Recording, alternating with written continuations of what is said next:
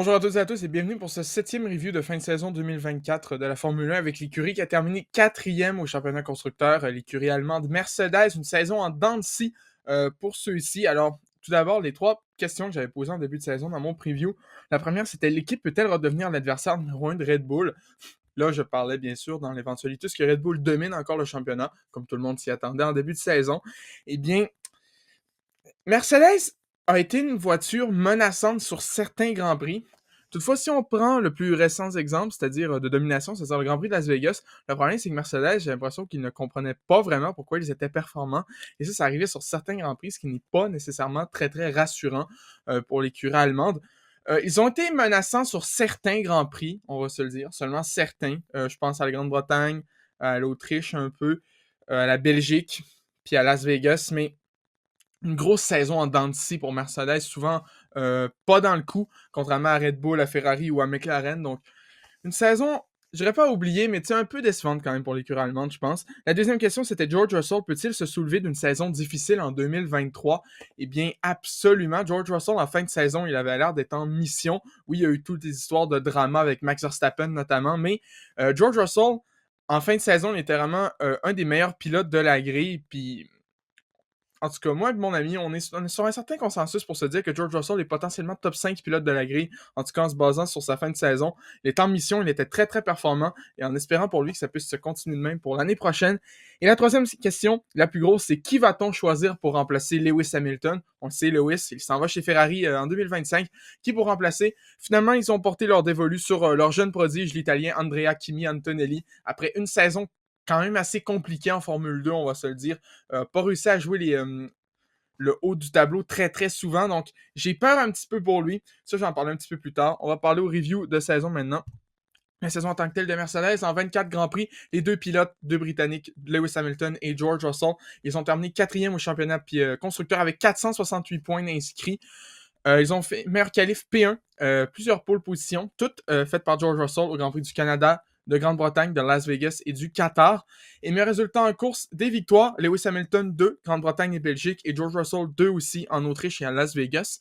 Donc quand même 4 victoires, bien meilleure saison pour Mercedes par rapport à 2023, qui, ok, oui, ils avaient terminé 2e au championnat constructeur, toutefois aucune victoire pour Mercedes. Et avec 468 points en cette année, en finissant 4e, ils marquent plus de points qu'en 2023 en terminant 2e. Donc, quand même, une saison mieux qu'en 2023, même s'il y a encore du travail à faire. Et 3 DNF plus une disqualification. On va parler un petit peu plus tard. Donc, pour les pilotes, tout d'abord, Lewis Hamilton, une dernière saison chez Mercedes. En 24 départs, il a terminé seulement 7e du championnat pilote. Une dernière saison vraiment à oublier pour Lewis Hamilton chez Mercedes. Très, très difficile. 223 points inscrits. Meilleur qualif. Une deuxième place en Grande-Bretagne. Aucune pole pour lui, donc sa dernière en date. Ça reste le Grand Prix de Hongrie l'année passée. Mais résultat en course, 2 victoires en Grande-Bretagne et une sur tapis vert en Belgique après la disqualification de son coéquipier George Russell, justement. 2 DNF en Australie, victime de problèmes mécaniques, et aux États-Unis, où il s'est sorti tout seul, tête à queue dans le gravier. Vraiment, les États-Unis, un week-end assez compliqué pour Mercedes en général. Duel qualif absolument dominé par George Russell, un 5-19 pour le pilote qui détient le record de tous les temps pour le plus grand nombre de pole positions. C'est assez surprenant. Et en duel course, 9-15. Donc, dominé par George Russell. Et de l'autre côté, le Britannique, 24 départs en Grand Prix lui aussi, terminé juste devant Lewis au championnat pilote, 6e, donc avec 245 points inscrits. Meilleur qualif, comme j'ai dit plus tôt, 4 pôles au Canada, en Grande-Bretagne, à Las Vegas et au Qatar. Qatar sur tapis vert, on sait la pénalité à Verstappen. Mais résultat en course, 2 victoires en Autriche, notamment profiter de l'accrochage entre Norris et Verstappen. Et à Las Vegas, week-end absolument dominant pour lui. Un DNF, Grande-Bretagne pour le mécanique et une disqualification en Belgique alors qu'il avait remporté la course. Duel qualif, totalement dominant par rapport à Lewis, 19-5, duel course 15-9 là aussi. Vraiment meilleur que Hamilton.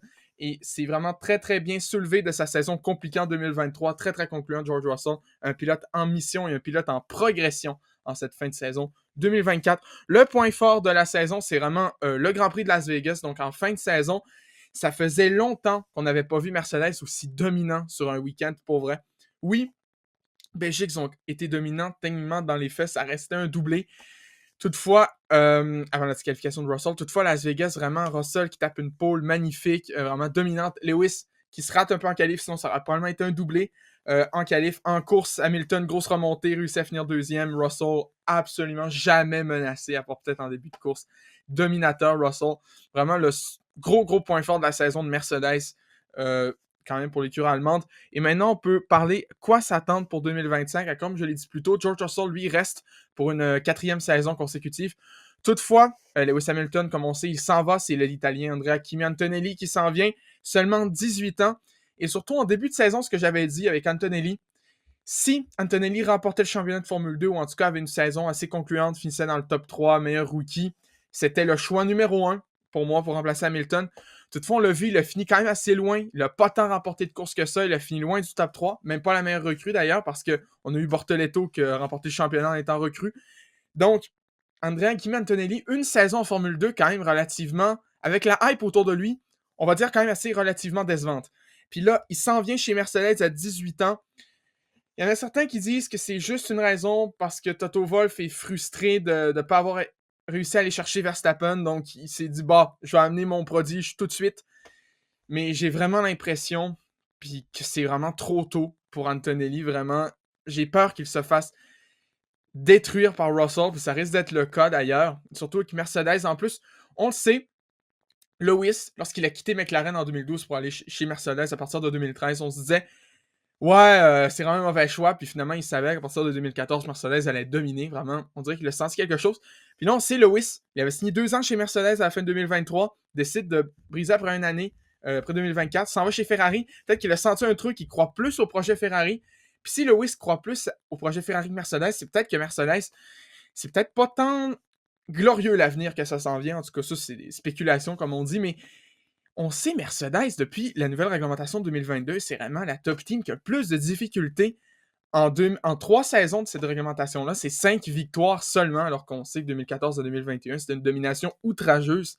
5 victoires, une en 2022, aucune en 2023, puis 4 en 2024. En 2024, leur meilleure saison de cette nouvelle réglementation technique. Toutefois, on reste quand même encore assez loin. Était trop absent sur certains week-ends par rapport à Red Bull, par rapport à Ferrari, par rapport à McLaren. Donc, ça va rester à prouver. Quoi attendre pour 2025, Russell? Ben, ça va être de s'affirmer comme le leader de l'équipe, même si on sait que leur jeune prodige Antonelli est là. En début 2019, chez Ferrari, on disait oui, Vettel va rester le leader. Puis, dès la fin de saison, on se disait ah non, Leclerc est le meilleur pilote de l'écurie, clairement. Puis là, Russell, ça va être important pour lui de se montrer leader, de montrer qu'il est le meilleur pilote chez Mercedes. Antonelli, ça va décider de faire le mieux possible. Son avenir est chez Mercedes, clairement. Toutefois, le truc pour lui, ça va être d'arriver.